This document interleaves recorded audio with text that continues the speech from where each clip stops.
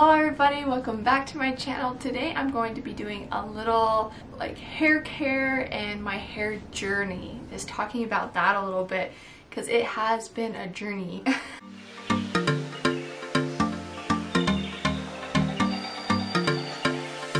My hair has been through a lot. I was younger, I had really long, healthy hair, and I've got thick hair. I've got quite a bit of it, but then I started coloring it, and I started coloring my hair pretty young because my cousin was going through hair school, and so she'd just do my hair all the time. And she is awesome. She does so good. This was on me. This is not on her. But I started coloring my hair pretty young, and then I just kept coloring it. And I would, you know, what everyone does, they go from dark to light, light to dark, and I wanted to be really blonde. I just kept wanting it blonder and blonder and blonder, and so it was just getting really dry and breaking. What I would do for fun was I would get home from school and I'd go curl my hair, or I'd go straighten my hair. I was constantly just playing with my hair in forms of putting heat on it. Not only was I bleaching it all the time and then going back and forth from dark to light, but I was putting so much heat on my hair, so much heat on my hair. It was just breaking. In 7th grade, I colored my hair really dark. It was cute, it wasn't bad, I didn't mind it.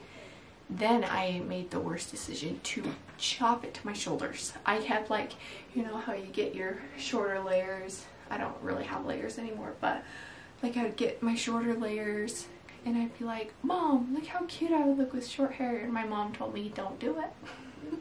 She's like, don't do it. And I did it. I think it would have been cute if my hair would have been more of a natural color, but I had it this dark brownish, with purpley tints.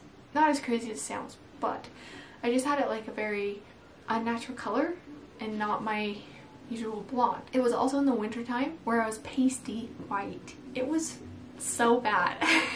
And it was a bad decision. So I was pasty white with this dark hair, and it was short, and it did not look good. It was bad. And so I suffered through that, trying to grow my hair back. And then went blonde, and I think I stayed blonde quite a bit until college, and then I went back brown. Why I do this to me and my cousin, poor girl. Now I've stayed blonde. This is very much my natural color. Up here is my natural. You'll say this is brown. It is not. It is blonde. If I color my hair brown, when it grows out, people will be like, do you have gray hair? Because it's blonde coming in. But when it's against lighter blonde, it looks dark. And also in the summer it bleaches quite a bit. So it is a dirty blonde, which is nice. It helps it, I can go back and forth between colors.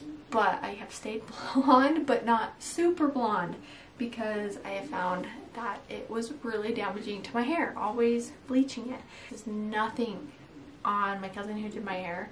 This was on me just not taking care of my hair while doing all of this. Here are some things I have done to try and help my hair. I have done a lot, you guys. I have searched and searched and searched for 8 years of how I can help my hair, because I love hair. It's a big thing to me, and it was really killing me when it was so damaged. My hair is finally, I would say, pretty healthy, and it's long. This is how I got it that way. The first and the biggest thing, and the thing people don't want to hear, I seriously stopped putting heat on my hair.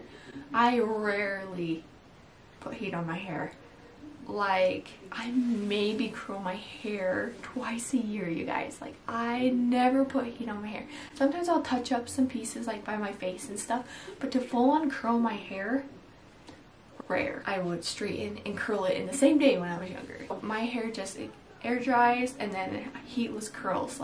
I just use heatless curls or braids. That's how I got into all these hairstyles and braids and stuff, was because I was trying not to put heat on my hair, but I still wanted my hair to be done and look cute. Second, like I said, I stopped coloring my hair back and forth different colors, and I stopped going super blonde. I also only color my hair once or twice a year. As you can tell, it's grown out, but I get the root smudge or whatever, where my like the lighter colors are not brought up clear to my scalp besides these money pieces by my head. That way when it grows out you can't see like a harsh line and you don't have to get it done as much. I'm so happy that is in style, and I hope it stays like that, because the whole chunky highlights to our scalp and like having to get it done as soon as it grows out a little bit, that's just, it's not it. I do try and get trims though. I am not great at doing it, but I do think getting trims quite often really does help. I know some people say don't trim your hair so it will grow, but then I just feel like when you do trim your hair you have to cut off a ton, and so I just think if you do get like trims, I think it depends on your hair. Some people need it more, some people don't need it as often. I think I need it more. I try and get trims to keep my ends healthy and from splitting. I just started doing hair masks, and I've tried lots of different ones. I've done just coconut oil, which I feel like really hydrates my hair. I know some people say like coconut oil is only for food, but there's so many benefits I've seen to coconut oil, like so many. So I don't really believe that, and it really has helped my hair. I know some people say once they put coconut oil in their hair they can't get it out, but I don't have that problem. Mine washes right out, and I can't even tell that I had any in there, except like my hair is more moisturized but it's not greasy. I used a hair mask from Ulta for a little while that I thought was pretty good. I tried a lot of things because I was so desperate. Now what I do for a hair mask is I use this Olaplex No. 3. It's repairs and strengthens all hair types. You're supposed to put it on damp towel dried hair, but I just put it on dry. I put it from like my mid shaft to my ends, and then I also put like a hair oil. So I just have the argan oil of Morocco one from Walmart, and then I also will use like a leave-in conditioner, and I'll just spread that all throughout my hair, and then I keep it in the whole day before I wash my hair, and then I sleep in it, and then I wash my hair the next morning.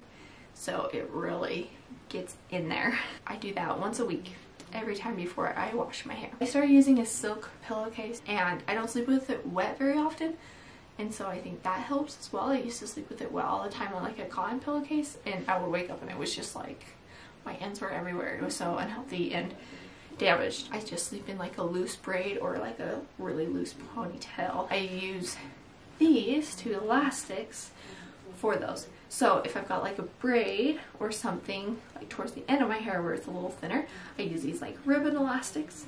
And then if it's something up higher on my head, I use a scrunchie. I started using a wet brush. These are supposed to be really gentle on your hair, and it detangles my hair so well, and I really do feel like it doesn't pull much on my hair when I brush. I mean, I think most people know this, but you start at the ends and I brush them out really good, and then I just slowly work my way up my hair, and then you're not like ripping your hair out. Like, just don't start from the top and rip it down.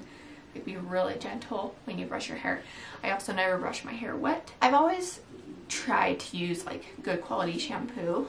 I've used like Pureology quite a bit, and then like this past, while I lived in St. George for 2 years, I used the Kirkland shampoo, and I actually thought that was pretty good. Like, that's probably the longest I've used like a cheap shampoo. It was fine, like my hair grew fine and everything, but I just started using Olaplex, and you guys, it's unreal. Like, it is unreal. The bottles are small, they are expensive, but I think it's so worth it. I have noticed such a change in my hair. This is probably like the biggest change I have noticed in my hair with like a product or doing something. It is so good, you guys. And I feel like I can justify the small bottles and the expense because I only wash my hair once a week. I feel like it takes me forever to get through bottles of shampoo. Like the Kirkland one, they're huge. They would take me like a year and a half to go through. This stuff, a little goes a long way. And I just remember always seeing on like the bottles or whatever, it's like use a dime-sized amount, and I'm like, whatever. Like, I have got a lot of hair and I couldn't do that with others, but this kind I can. Something I've done recently as well, like when I started using Olaplex, was I started shampooing twice. Why I haven't done this all my life? I did not know you're supposed to wash your hair twice. This has been a game changer for me. It has definitely helped me be able to go further in between washing. My hair feels so much better. So what I do is I use like a, I don't know, probably like the size of the bottle, so like a quarter size amount.